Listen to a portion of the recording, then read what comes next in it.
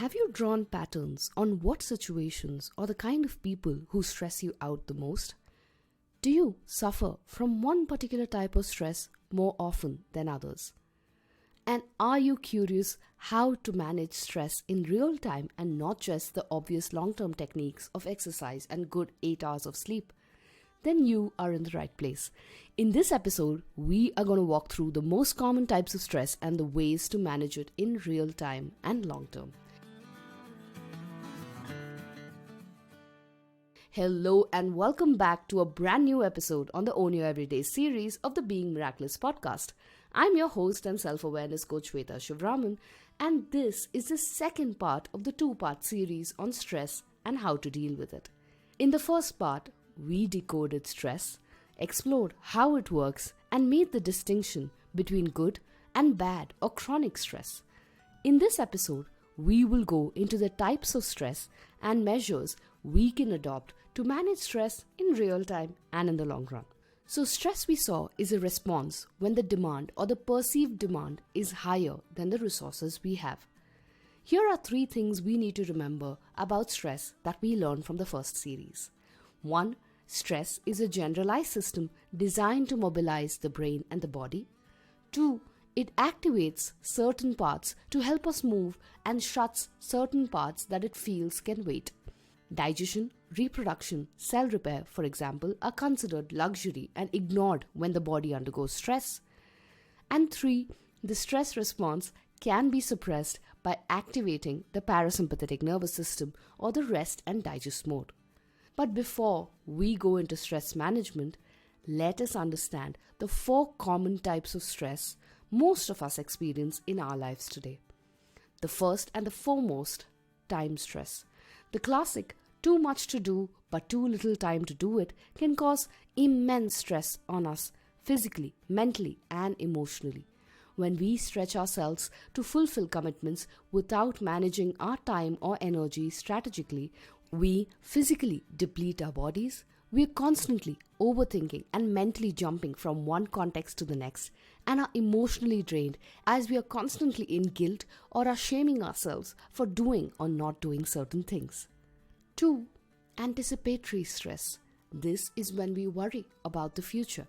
This could be event specific, like say, pregnancy causing stress to first-time parents on managing demands of the soon-to-be member of the family, or a generic and ambiguous fear of the future, like something's going to go wrong. When we are constantly on the lookout for what will go wrong, we experience anticipatory stress. 3. Situational stress. This is an obvious one where a real-life situation causes us stress, like say losing a job or losing a loved one, a contractual dispute at work, a legal dispute at family, etc., etc. This could also be a stress from past events or situations that are long gone but still survive in our minds and bodies.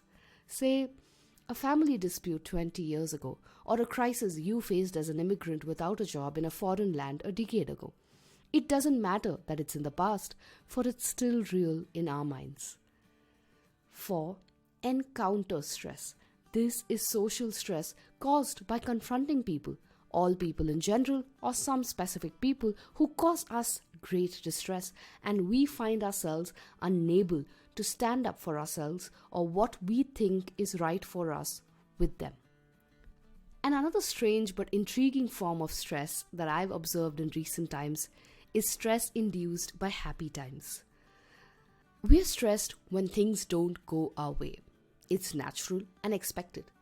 But have you caught yourself stressing when everything goes your way too? When everything happens just as you'd planned, or things feel too good to be true, and you catch your monkey mind going on alert mode to watch for when the cards come crashing down? This can happen around festive periods too. You kind of check yourself from being too happy or posting too much on social media because you feel you don't want things to go bad. Now, there could be 2 causes of happy stress. 1, we feel like we don't deserve what we get. This comes from a core issue of self-worth. Or 2, we have a negative worldview where we feel that things will eventually go bad or someone will eventually let us down. That will always keep us from being happy, even if reality indicates otherwise. Now, these stressors can affect us at 4 levels. One is the psychic stage, where it's simply emotional disturbances and is like 100% reversible at this stage. Prolonged emotional disturbances causes it to go to level 2, which is psychosomatic, wherein it starts to reflect in changes in the body. Stage 3 is somatic. This is when functional changes happen in the body. For example, heart palpitations change. You might experience high blood pressure, respiration to asthma, sweat to itching. And lastly, organic. Organs get disturbed. Uncontrolled high BP results in enlargement of the heart, for example. At this stage, the damage becomes irreversible. But there are techniques we can use to stop it from getting to the 4th or the organic stage. Let's first look at a technique we can use to address stress in real time. While the stress response may not be fully within our control, there are certain indirect levers that we can use to dampen it and calm down in real time.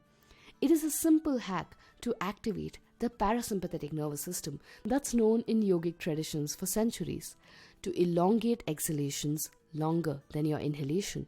When we exhale longer than our inhalation, we activate the parasympathetic nervous system and instruct the body to slow down. It's a quick hack that we have to directly communicate to the nervous system and reassure the body and the mind that we are not in any real harm. This is something we can do regardless of where we are or who we are surrounded by. To address chronic stress in the long run, here is a 3-pronged approach. 1. Relax. One of the most prominent side effects of prolonged states of chronic stress is that the body and mind have not relaxed. Thanks to the high cortisol levels in our body, we remain restless and agitated, ready for action and on high alert during waking hours.